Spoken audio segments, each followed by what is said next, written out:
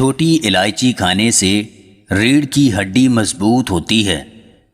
رات کو اگر نیند اچھی نہ آتی ہو تو کوشش کرو کھجور کو اپنی غذا میں شامل کر لو۔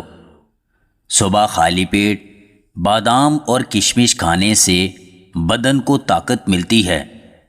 شہد کے ساتھ کیلا کھانے سے دماغ تیز ہوتا ہے۔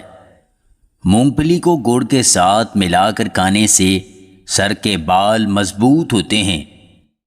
کمزوری کی وجہ سے گھٹنوں میں درد ہوتا ہے تو انجیر کھائیں اور دودھ کثرت سے پئیں۔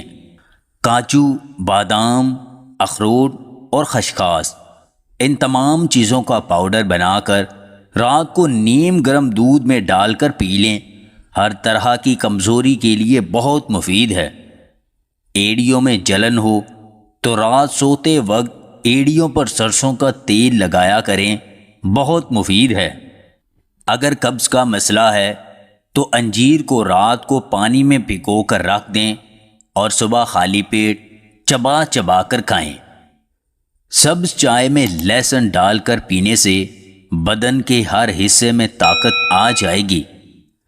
اگر پٹھوں میں درد ہے تو تازہ پانی میں ادرک اور لیموں کا رس ملا کر پی لیں، درد سے آرام مل جائے گا۔ سوتے وقت ناک میں سرسوں کا تیل ڈالنے سے پیٹ کبھی باہر نہیں آتا۔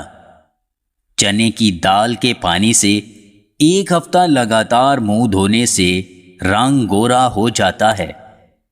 نیم گرم دودھ میں 2 سے 3 دانے جلیبی کے ڈال کر کھانے سے بدن کو طاقت ملتی ہے۔ دہی کے استعمال سے دماغ کی خشکی ختم ہو جاتی ہے۔ روزانہ بادام اور سونف کھانے سے نظر دن بدن تیز ہو جاتی ہے۔